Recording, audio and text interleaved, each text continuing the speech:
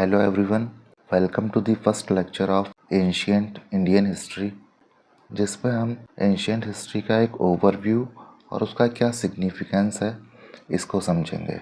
ये कंटेंट लगभग सभी पॉपुलर बुक से लिया गया है जो यूपीएससी, पीसीएस या अदर कॉम्पिटिटिव एग्ज़ाम्स के लिए ज़रूरी होती हैं।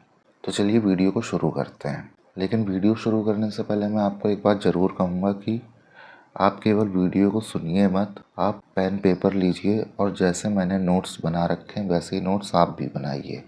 ये आपको बहुत मदद करेंगे चीज़ों को याद करने में, और रिवाइज करने के लिए भी आपको बार बार किसी अदर सोर्स पे जाना नहीं पड़ेगा। आपके पास सारी चीज़ें एक साथ होंगी। तो चलिए शुरू करते हैं। अब दोस्तों देखिए, आर.एस. शर्मा सर ने एक बहुत ही अच्छी लाइन लिखी है अपनी बुक में, पहले ही पेज में। वो कहते हैं, People are not considered civilized unless they know how to write। यानी कि इंसान तब तक सभ्य नहीं माना जाता है जब तक वो ये ना जानता हो कि लिखते कैसे हैं। तो इससे आप एक चीज़ का अंदाज़ा लगा सकते हैं कि जब तक हमने राइटिंग करना नहीं सीखी तब तक हम सिविलाइज्ड नहीं थे। और हम सिविलाइज्ड कब हुए? जब हमने राइटिंग करना सीख ली। यानी कि सिविलाइजेशन की शुरुआत कहाँ से हुई? जब से हमने राइटिंग करना सीख ली। ठीक, इस चीज़ को आप याद रखिएगा। सिविलाइजेशन की शुरुआत वहाँ से मानी जाती है जहाँ से राइटिंग का आविष्कार हो चुका था, या हमें जिस टाइम से रिटन रिकॉर्ड्स मिलते हैं, चाहे वो पत्थरों पे हों या किसी मेटल प्लेट्स पे हों या पत्तों पे हो या पन्नों में हो, दैट डजेंट मैटर।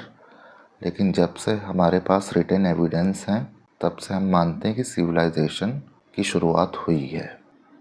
अब देखिए, ग्रीक हिस्टोरियन थे हेरोडोटस। इनको दुनिया का पहला हिस्टोरियन माना जाता है, first real historian of the world.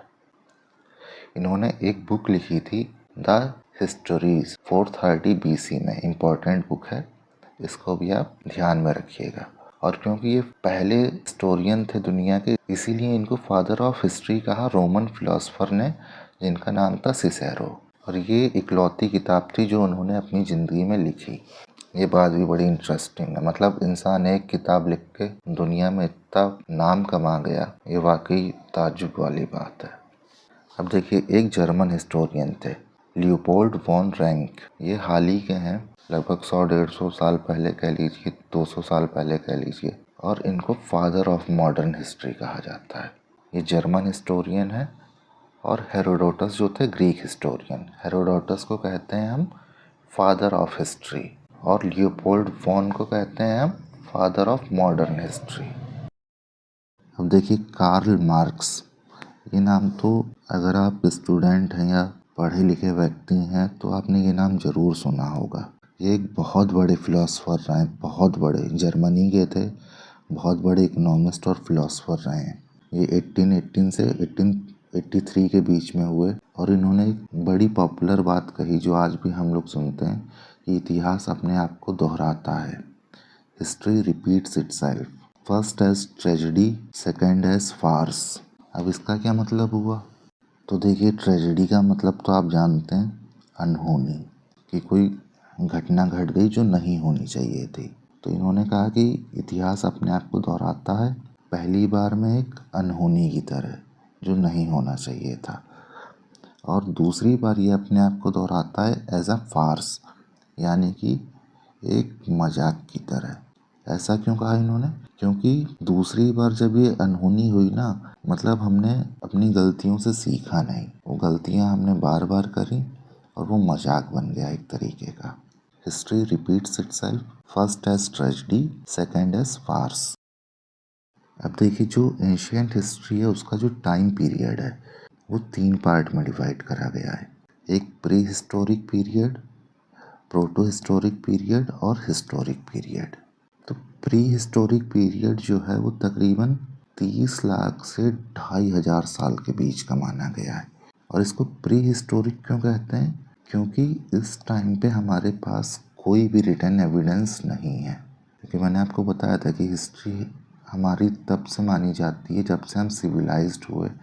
और हमने राइटिंग की इन्वेंशन कर ली।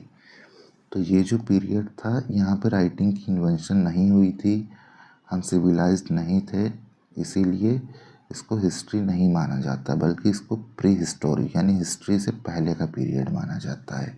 इसके बाद आता है प्रोटो हिस्टोरिक पीरियड, यानी कि एक ऐसा पीरियड जहाँ पे राइटिंग तो थी, यानी कि हम सिविलाइज्ड होना शुरू हो गए थे, लेकिन हम उन राइटिंग्स को अभी तक भी डिकोड नहीं कर पाए। हम समझ नहीं पाए कि वो लोग क्या लिखते थे, कैसे कम्युनिकेशन करते थे, उन चीज़ों को हम अभी तक समझ नहीं पाए हैं।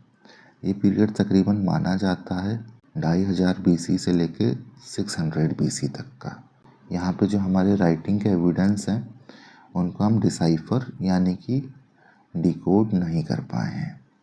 अब देखिए हिस्टोरिक पीरियड जो है वो है 600 BC से लगभग आज के समय तक का, जहाँ पे हमारे पास प्रॉपर रिटन एविडेंस है जिनको हम समझते हैं और हम उस समय के बारे में जान सकते हैं। तो जितने पीरियड को हम लोग जानते हैं उसी को हम लोग एक तरीके से प्रॉपर हिस्टोरिक पीरियड कंसिडर करते हैं। और ये जो 3 लाख साल जो प्री हिस्टोरिक पीरियड का जो बिगनिंग टाइम माना गया है, ये तब से माना गया है जब से हमने कुछ सोर्सेज से ये जाना कि इंसान की उत्पत्ति सबसे पहले अफ्रीका में हुई थी, लगभग 3 मिलियन साल पहले, यानी कि 30 लाख साल पहले। ठीक है, आई होप इतनी बातें आपको क्लियर हैं बिल्कुल। आपको यहाँ पे इन तीनों हिस्टोरियंस का नाम याद रखना है, हेरोडोटस, लियोपोल्ड और फिलोसोफर कार्ल मार्क्स। और यहाँ पे आपको याद रखना है कि हमारी एंशिएंट हिस्ट्री कितने पार्ट में बटी हुई है। ठीक है।